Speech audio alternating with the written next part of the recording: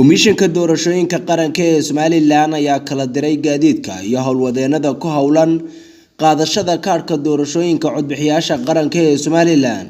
taasi oo loo kala diray degmada Hargeysa. Goorayna waxaa halkaasi ka hadlay xubin ka tirsan komishanka doorashooyinka qaranka ee Somaliland Mustafa Maxamed oo ka warbixiyay agabkaasi iyo howlwadeenadaasi loo kala dirayo sidii ay uga shaqeyn lahaayeen qaadashada kaarka codbixiyaha doorashooyinka ee Somaliland. maanta waxa weeyaan 12 bisha December maalin Sabti ah waxaynu joognaa jaamacadda Hargeysa qayb kamid ah oo aynu ka kala direynay saaka howlwadeenadii iyo agabkii iyo shaqaalihii ciidamadii 20 goobood oo degmada Hargeysa ee gobolka Maroodijeex 260 goobood 780 kamid waxay ku yaalaan banaanka magaalada Hargeysa 141 ka soo hadhayna waxay ku yaalaan magaalada Hargeysa dhexdeeda dhammaan goobahaas oo dhan bari oo 13ka bisha December ah oo maalin axad ah ayay ka bilaabmi doonaan dhammaantood diiwaangelinta waxaan doonaynaa inaan runtii halkan aad uga mahadnaqno ciidamada qaranka ee qaybaha kala duwan ee bilaysi military leh ee howlgalkan ka qayb qaadanaya waxaan sidoo kale aan rabnaa inaan fariin u dirno dadka ku nool deegaamada goobaha kala duwan ee ay tagayaan shaqaalahan iyo agabkani waxaanu ka codsanaynaa ama aanu ka rajaynaynaa iyaga laftooda in ay soo dhaweeyaan dadka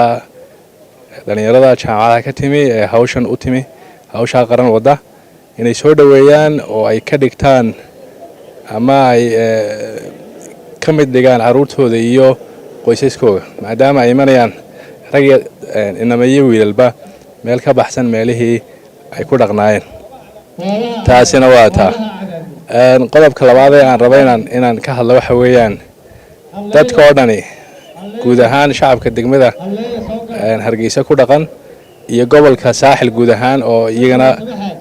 hawshu ka socoto inay u diyaar garoobaan 4 cisho soo socda ee bari ka bilaabmaya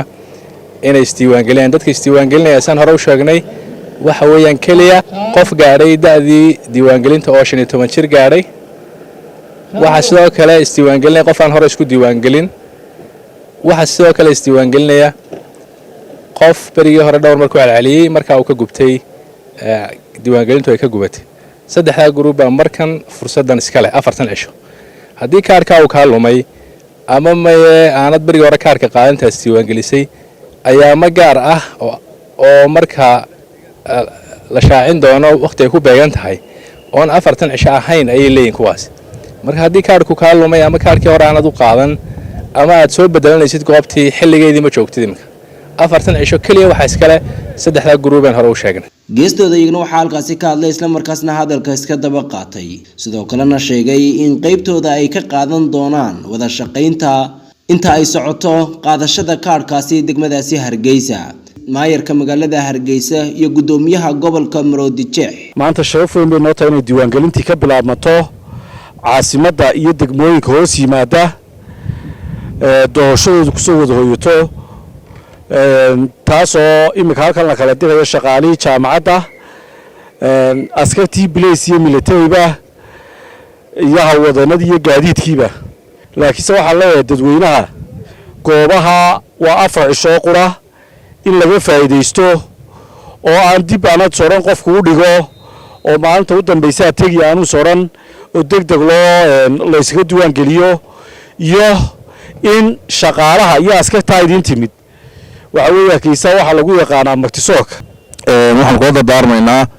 deegaanada ay tagayaan howlwadeenada komishanka iyo shaqaalaha la socda iyo ciidanka nabadgelyada ilaalinaya in aad iyo aad loo soo dhaweeyo dhalinyarada ay noo shaqeynaysa khaasatan deegaanada ka baxsan caasimadda sidii loogu yaqaanay sooriyada wanaagsanayd iyo soo dhaweyntii loogu yaqaanay inaad dhalinyarada u sameeyaan inaad gacanta ku qabataan idinka idin shaqeynayaan dantii qaranka ay wadaan Idris Maxamed Caynaan goobjoog gudaha magaalada Hargeysa.